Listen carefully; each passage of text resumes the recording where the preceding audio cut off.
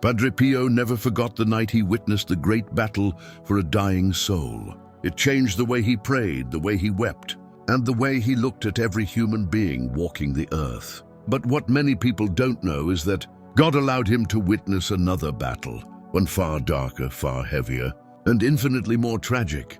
If the first vision showed the overwhelming mercy of God, the second showed the frightening consequences when a soul refuses that mercy. This is the story Padre Pio rarely spoke about, at the moment he saw a soul choose despair over forgiveness, and how that decision changed its eternity. It happened a short time after the first great vision. Padre Pio had been praying in the choir loft, his heart still shaken by what he had seen weeks before. The candles flickered softly, the scent of incense still floated in the air, and the deep silence of the monastery seemed to breathe with him. He closed his eyes, lifting his mind to heaven. But before he finished the first decade of the rosary, something heavy gripped his spirit. He felt a coldness, a spiritual force calling him, not with peace, but with urgency. Suddenly the world around him dissolved. The wooden pews vanished. The stone walls disappeared. The flickering candlelight turned into darkness. And then Padre Pio found himself standing in a room he had never seen before, facing another human soul at the hour of death. But this time everything felt different. A soul surrounded by shadows. The room was dim. The air felt thick, like a storm was waiting to break. A man lay on the bed, older, hardened, his face etched by years of anger and bitterness. Around him, a few family members stood silently, their expressions empty, almost resigned. There were no prayers rising from their lips, no rosary in their hands. It was as if hope had abandoned the place long before Padre Pio arrived. But what shook Padre Pio most was the spiritual sight God opened to him. This time the room was filled, mostly with demons. They lurked in the corners like shadows alive. Their shapes twisted and changed. Their eyes glowed like embers. Some crawled along the walls. Others circled above the man like vultures waiting for the final breath. They hissed, snarled, and whispered, their voices thick with hatred. He is ours already.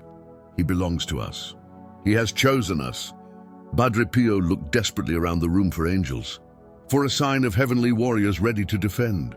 But what he saw made his heart sink. There were angels, but they stood farther away, their light dimmed by the darkness surrounding the dying man. Their presence was gentle, waiting, hopeful, but blocked. Not because they lacked power, but because the man's soul was closed. Padre Pio immediately understood. This was a soul that refused God repeatedly, stubbornly, and even now, at the door of eternity, he would not open his heart. Unlike the first battle Padre Pio saw, this one was not a violent clash of forces. Instead, it was a tragic proof of something much worse: the helplessness of heaven when a soul will not welcome mercy. The demons were not fighting to seize him. They were waiting for him to fall into their hands willingly. One demon leaned near the dying man's ear and whispered, "God won't take you now."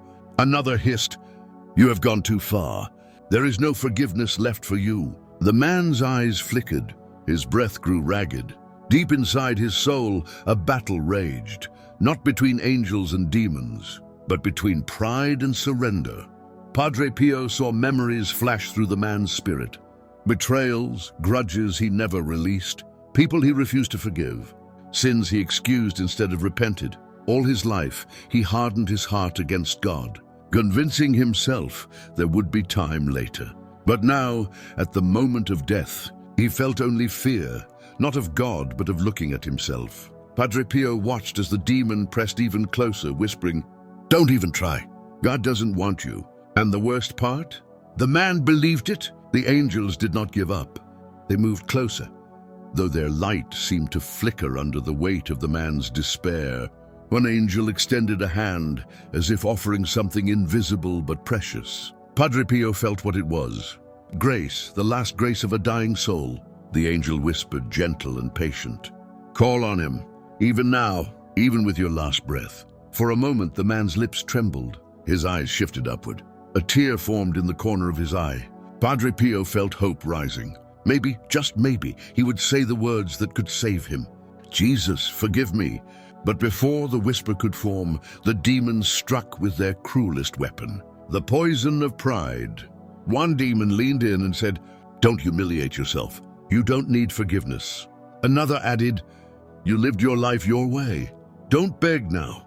Pride, the origin of all sin, the rebellion of Lucifer, wrapped around the man's fading conscience like chains. His expression hardened. The tear dried before it could fall. He turned his face away from the angels. Padre Pio felt a crushing sorrow pierce his heart. He stepped forward spiritually, begging in his soul. Brother, call on him, just one word, just one breath. God is waiting, but the man would not. His heart had become a closed door. The demons moved closer, their shadows tightening around the bed. The angels stood still, not defeated, but unable to force a soul to choose heaven. God's mercy is infinite, but it never violates freedom. Then with one final breath, the man's chest rose and fell. His body became still. And that's when the room erupted in a terrifying sound, something between a scream and a laugh. The triumph of hell. The demons swarmed the soul like a wave of darkness. The soul, which had refused mercy even at the last second, trembled, not from punishment, but from the sudden realization of everything it had rejected. Padre Pio saw the truth dawn upon the man's spirit. He had condemned himself, not God. He had refused mercy that was freely offered. He chose pride over forgiveness, and that choice became eternal. The demons dragged the soul away into the darkness. Their victory was not a conquest. It was a tragic agreement. Padre Pio felt the deepest sorrow he had ever known. The angels, still shining with dignity and quiet love, bowed their heads, not in defeat, but in mourning for a soul that would not let itself be saved. And in an instant, the vision ended. Padre Pio was back in the choir, tears pouring down his face. His rosary had slipped from his hands. He felt utterly crushed. For days, Padre Pio could not speak about the vision. When he finally did, he said only a few words. God forgives everything, except what a soul refuses to offer him. He explained that no one goes to hell because God pushes them there. No angel abandons a soul.